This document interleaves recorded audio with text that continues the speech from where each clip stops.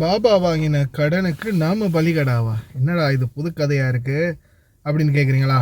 அஸ்ஸலாமு அலைக்கும் வரஹ்மத்துல்லாஹி வபரகாத்துஹு. அன்பார்ந்த அனைத்து உறவுகளுக்கும் இனிய இரவு வணக்கம். அன்பார்ந்த உறவுகளை, நீங்கள் போடுற ஒரு கையெழுத்து உங்கள் தலையெழுத்தையே மாற்ற போகுது அப்படின்றது நிறைய பேருக்கு தெரிகிறது இல்லை. குவைத்தில் இப்போதைக்கு ரீசண்டாக குவைத் குடியுரிமை பறிக்கப்பட்டு வருது. இதில் பார்த்திங்கன்னா கிட்டத்தட்ட இப்போதைக்கு மட்டும் இந்த 2025 மட்டும் கிட்டத்தட்ட 1 லட்சத்துக்கும் அதிகமான குடியுரிமை பறிக்கப்பட்டதாக தெரிவிக்கிறாங்க. சரியா? இதில் ஒரு சில முதலாளிகள், அதாவது பிஸ்னஸ்மேன் அண்ட் பிஸ்னஸ் உமன், அதாவது இப்போ முதலாளிகளாக இருந்த சில குவைத்திகள், ஒரு சில குவைத்திகள் பார்த்திங்கன்னா தொழிலாளர்களுடைய தேவைக்காக அப்படின்ற ஒரு லோன் சிஸ்டம் இருக்குது, அதை வாங்குவாங்க. அதாவது வேலை செய்யக்கூடிய தொழிலாளர்களுக்கு லோன் வேணும், அவங்களுக்கு லோன் தேவைப்படுது, பர்சனல் லோன் அப்படின்றத முதலாளியோடைய அனுமதியின் பேரில் லோன் வாங்க முடியும்.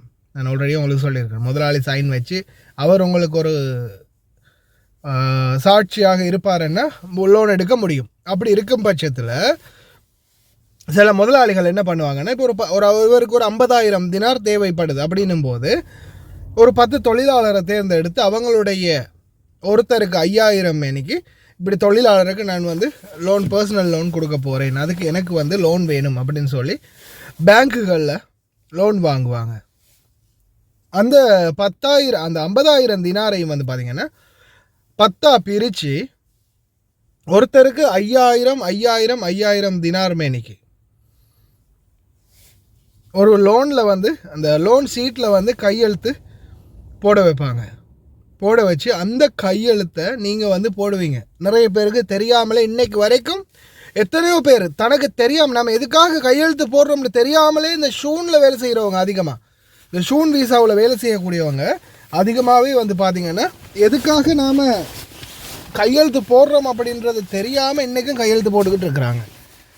அதுக்கப்புறமா சிலர் நான் கடன் வாங்கினதா கடிதம் எழுதி வச்சுருக்கிறாங்க கஃபீல், நான் பேங்க்கில் லோன் வாங்கினதா, கடன் வாங்கி தந்ததா, எனக்கு காசு கொடுத்ததா லெட்டர் காட்டுறாங்க, நான் என்னுடைய போனஸ், என்னுடைய பேமெண்ட், எனக்கு கொடுக்க வேண்டிய எல்லா இண்டெமினிட்டி சலுகை எல்லாத்தையும் நான் எடுத்துட்டேன் அப்படின்ற மாதிரி என்னுடைய கஃபீல் எனக்கு ப்ரூஃப் காட்டுறாங்க. நான் இப்போ என்ன செய்ய முடியும், ஷூனுக்கு போனால் இதுக்கு நான் என்னால் ஏதாவது பண்ண முடியும் அப்படின்ற மாதிரி ஒரு சிலர் என்கிட்ட பர்சனலாக கேட்டுக்கிறாங்க. இதுக்கு முன்னாடி நான் ஏன் தவறு செஞ்சீங்க, ஏன் இப்படி பண்ணினீங்க அப்படின்ற மாதிரி நானும் அவங்களுக்கு அட்வைஸை கொடுத்தேன். ஆனால் இப்போதைய சூழலில் பார்த்திங்கன்னா ஒரு சிலருக்கு இந்த மாதிரியான சிக்கல் இருக்குது.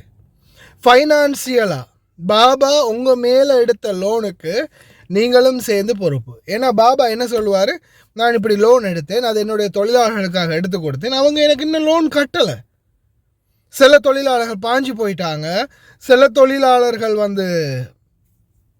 இப்போ நிறைய பேர் தப்பி ஓடுறீங்க. நான் இதுக்கு மெயினான ரீசன்ஸ் எதுக்காக நான் சொல்கிறேன்னா, தப்பி ஓடுறவங்களுக்கு தான் மெயினான ரீசன்ஸ் நான் சொல்கிறது. நாட்டுக்கு போக முடியாது. ஏன்னா அந்த வழக்கு பாபா சில பாபாக்கள் குடியுரிமையை பறிப்பட்டிருக்கும், சில பாபாக்களுக்கு குடியுரிமை பறிக்கப்பட்டிருக்கும், சில பாபாக்களுக்கு குடியுரிமை இருக்கும் ஆனால் கடனை கட்டாமல் விட்டுருப்பாங்க, அதால் கைது செய்யப்படுவாங்க. கடன் கொடுக்காததால் நிறைய பேர் கைது செய்யப்படுறாங்க இல்லையா? அந்த மாதிரி கைது செய்யப்படுறவங்களில் இந்த மாதிரி பாபாக்கள் சிலர் என்ன செய்வாங்கன்னா, என்னுடைய தொழிலாளர் இப்போ ஒரு 10 பேரை எடுத்து அவங்க வேலைக்கு வச்சு இந்த மாதிரி ஏதாவது ஒரு பிஸ்னஸ் பண்ணி அது லாஸ்ட் ஆகி அதுக்கப்புறமா சில பாபாக்கள் என்ன செய்வாங்க, உங்களுக்கு அக்காம அடிச்சிருக்க மாட்டாங்க, சாப்பிடுவதும் தரமாட்டாங்க, ரூம் தந்திருக்க மாட்டாங்க, இப்படி நிறைய கேஸ் இருக்குது. டெலிவரி இந்த இதில் என்ன ஒன்றுலேயும் இந்த ஷூன் வீசாவில். அப்போ அவங்க என்ன செய்வாங்கன்னா கடைசியில் அந்த தொழிலாளர்களுக்கு பாபா மாதிரியே சொல்லுவாங்க, நீங்கள் வெளியில் போய் எங்கேயாவது வேலை செய்யுங்க, நான் பிடிச்சா நான் பார்த்துக்கிறேன் அப்படின்ற மாதிரி சில பாபாக்கள் உங்கள்கிட்ட சொல்லுவாங்க, போய்த்து வேலை செய்யுங்க அப்படின்னு. கடைசியில் நீங்கள் போய் வேலை செய்கிறதுக்கு அப்படி போன பிறகு என்ன ஆகும்னு பார்த்தீங்கன்னா, உங்களை பெரிய ஒரு பிரச்சனையில் மாட்டி விடுறதுக்காண்டி தான் அவங்க இந்த மாதிரி செய்வாங்க. கடைசியில் நீங்கள் என்ன செய்வீங்க, நீங்களும் போய்த்து நம்ம பாபா நம்மளை பார்த்துக்கிறேன்னு சொல்லிட்டாருல்ல, நம்மளுக்கு இப்போ நம்மளை உழைக்கிறதுக்காக வந்தோம், நம்மளுக்கு இன்னும் நம்ம கடனை இன்னும் முடியலை, இந்த மாதிரி இங்கேயும் பிஸ்னஸ் சரியாக நடக்கலை, சரி ஓகே நாம் எங்கேயாவது வெளியில் போய் உழைப்போம், வேலை செய்வோம் அப்படின்னு நீங்களும் அவர் கொடுத்த நம்பிக்கையில் நீங்கள் வேலை செய்வீங்க. ஆனால் அவர் வந்து உங்களுக்கு ஆப்படிக்கிறதுக்கு தான் அந்த மாதிரி ஒரு வேலை பார்த்துருக்காரு அப்படின்றது உங்களுக்கு தெரியாது. நீங்கள் போன பிறகு என்ன செய்வாங்க, சில கஃபீல்கள் அவங்கள இன்ஹாஷ் அப்படின்ற அந்த கேஸை வந்து போட்டு விட்ருவாங்க, நீங்கள் தப்பி ஓடிட்டீங்க அப்படின்னு. அப்படி தப்பி ஓடிட்டீங்கன்னு போட்டுட்டாங்கன்னா அதுக்கப்புறமா இந்த ஃபைனான்சியல் கிரைம்கள் ஏதாவது இந்த பாபா இப்படி இந்த மாதிரி உங்களை வச்சு கடன் எடுக்கிற மாதிரி பண்ணியிருந்தாருன்னா அவர் என்ன சொல்லுவார், இப்படி என்னோடய தொழிலாளர்கள் வந்து என்கிட்ட இப்படி வேலை செஞ்சாங்க, நான் கடன் இல்லாமல் எடுத்து கொடுத்தேன், எடுத்துகிட்டு அவங்க எஸ்கேப் ஆகிட்டாங்க.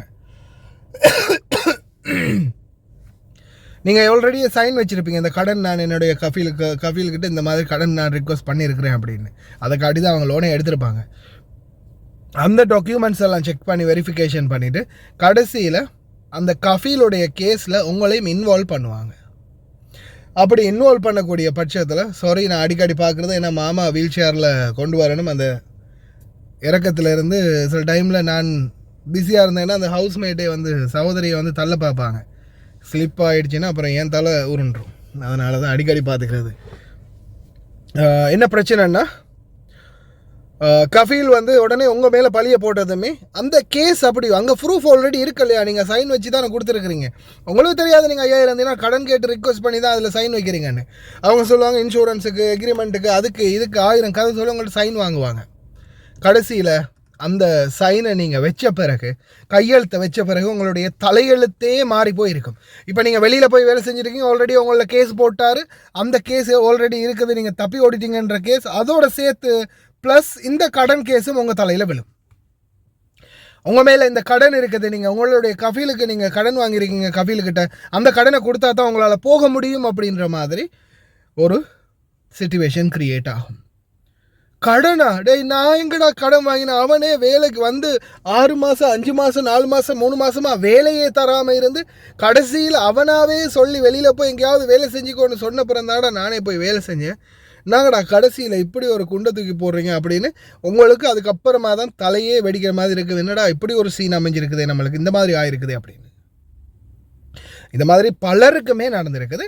தயவு செய்து எக்காரணத்தை கொண்டும் கையெழுத்து மட்டும் வைக்காதீங்க.